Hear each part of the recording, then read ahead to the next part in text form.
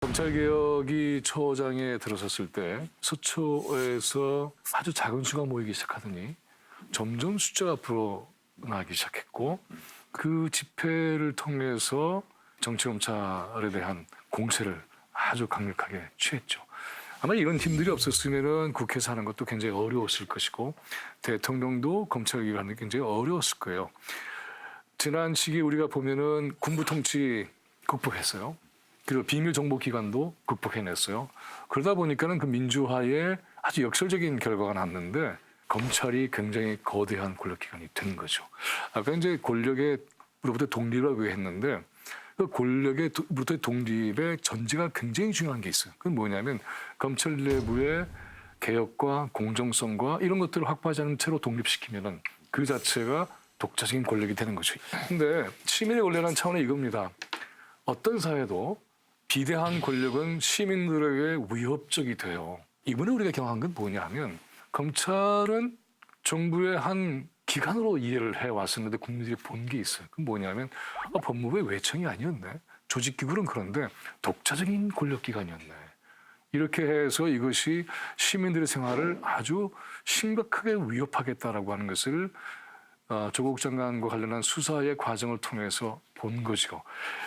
그 소초에 모였던 수많은 시민들은 그것에 경악했고 분노하기 시작했습니다. 이것이 이제 검찰의 개혁이라고 하는 것이 먼 얘기로 하다가 실생활에서 깊이 느낀 거예요. 그걸 보면서는 뭘 느꼈냐면 이거구나. 이건 정치권이나 지식인이나 언론인들의 문제보다 훨씬 빠르게 보통의 시민들이 이 검찰개혁을 자신의 권리로 주장하기 시작했다.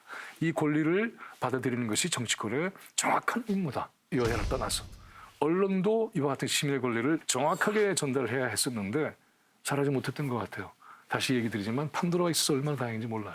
여기 와서 얘기하는 게 아니라 이렇게 얘기할 수 있잖아요. 네, 그래서 이와 같은 시민의 권리라는 측면에서 검찰개혁을 봐야만 그래야만 검찰개혁의 본질을 제대로 얘기할 수 있다. 저는 이 얘기를 꼭 하고 싶습니다. 자, 이제 내가 먼저 조금 짧게 좀 짚을게요. 길게 하셔도 돼요. 검찰 개혁 이러는데요. 검찰이 정치권으로부터 완전히 독립하는 거. 그게 검찰개혁입니다. 그래서 나는 문 대통령이 윤석열이라는 분을 검찰총장으로 임명했을 때 나는 정말 마음속으로 반대를 했어요. 이건 아니다. 특검의 팀장을 해서 박근혜 전 대통령을 수사를 한 그리고 서울지검장으로 파격적인 영전을 해서 그 수사를 마무리한 사람을 어떻게 검찰총장을 기술을 뛰어넘어서 검찰총장을 시키느냐. 나 이거 문제가 있다고 본다 이랬는데 이분이 살아있는 권력을 건드리니까 갑자기 공직이 되어버렸단 말이에요. 이 정권의 공직이 된 거예요. 그래서 이제 검찰개혁을 하겠다고 한 게 뭡니까? 검찰의 수사권 빼앗는다는 거잖아요. 김웅 검사가 원래 이게 그 검찰개혁 실무를 맡았던 사람이에요. 조직 개편 실무를 맡았던 사람이 그 청와대하고 의견이 갈리니까 법무연수원 교수를 쫓겨가 버렸단 말이에요. 그래 이 사람이 이번에 사표를 쓰면서 딱 한 말이 뭔가 하면 이건 거대한 사기극이다. 그리고 혐오스러운 업무다. 그래 이 목적이 뭐냐? 바로 권력 확대와 집권 연장이다. 근데 그래 문제는요. 처음에는 한 380명 검사들이 댓글을 다 분내셔서 다 달았습니다. 검사들이 그 내부망에 그걸 함부로 안 올립니다. 자기 이름을 다 걸고 올려야 되는데 자기도 불이익을 받는데 곧 지금 평검사 인사가 다음 주에 있잖아요.